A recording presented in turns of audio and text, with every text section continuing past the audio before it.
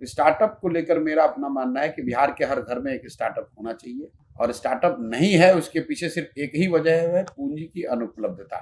जो मैं CD ratio की बात करता हूं, मैं पहला बिहार में व्यक्ति हूं सामाजिक राजनीतिक जीवन में जो इसको सार्वजनिक तौर पर इतनी मजबूती से रोज कह रहा है कि बिहार में गरीबी का एक बड़ा कारण है गलत सीडी रेशियो। 1990 से लेकर पिछले वर्ष तक करीब 26 लाख करोड़ रुपया बिहार के लोगों का पैसा, हम लोग सोचते हैं बाहर से कोई आएगा फैक्ट्री लगाएगा, वो लगाए ना लगाए 26 लाख करोड़ रुपया मेरा और आपका बचत का पैसा जो हमने आपने बिहार के बैंकों में जमा किया, ये पैसा बैंकों ने दूसरे राज्यों में भेज दिया। बिहार में सीडी रेशियो 40% जो लोन मिलता है यहाँ के लोग, राइट। पूरे देश के लोग अगर बैंक में 100 रुपया रखते हैं तो 70 रुपया on an average bank loan के तौर पर वापस देता है समाज को, जिससे आप अपना घर बनाते हैं, जिससे आप धंधा पानी करते हैं, जिससे आप गाड़ी खरीदते हैं, जिससे आप अपने बच्चे को पढ़ाते हैं, खेती में इन्वेस्टमेंट करते हैं। लेकिन बिहार में ये औसत है 40%।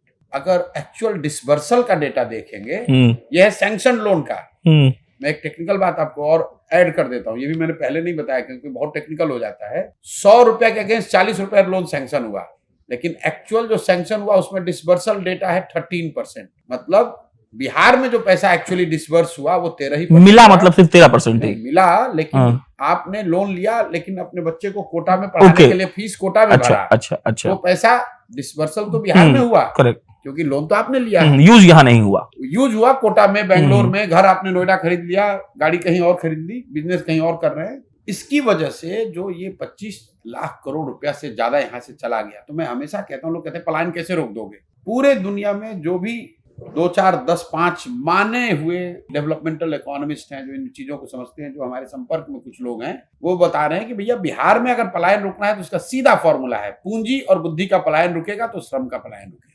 पूंजी का पलायन रोक दीजिए, पढ़े लिखे समझदार लोगों का पलायन रोक दीजिए, श्रम का पलायन अपने आप रुक जाएगा। जब पूंजी नहीं है, जब पढ़े लिखे समझदार लोग यहाँ नहीं रहेंगे तो बचेगा कौन? मजदूर बचा है। तो मजदूर को करना क्या? उसको तो बाहर ही जाना पड़ेगा, क्योंकि यहाँ पूंजी है नहीं, रोजी रोजगार है नहीं, और पढ़ा लिखा कोई व्यक्ति बचा नहीं।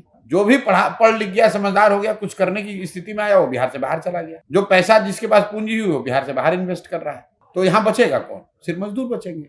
तो ये जो बात मैं बता रहा हूँ, स्टार्टअप पॉलिसी यहाँ पर ये होनी चाहिए कि लोगों को आसानी से ऋण उपलब्ध हो। तो जन स्वराज के जो 5 प्रॉमिस हैं, उसमें एक बड़ा प्रॉमिस क्या है? 4% सालाना ब्याज पर लोगों को लोन मिले।